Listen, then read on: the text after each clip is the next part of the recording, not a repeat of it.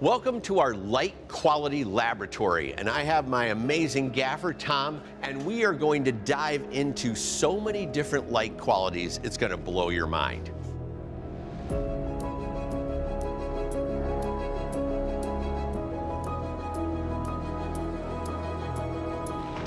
What if we took spot globes that have a 20-degree spot on them and put them in a line, and there's absolutely no multiple shadows?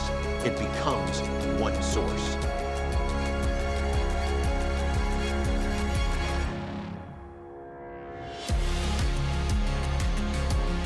All right, let's kill the xenon. Let's get the beadboard out. And now we're gonna take foam to the next level. We've taken all of this and now it fires into the Depron, bounces all around inside, and creates this super soft light. Let's just wreck it so everyone can understand what's going on.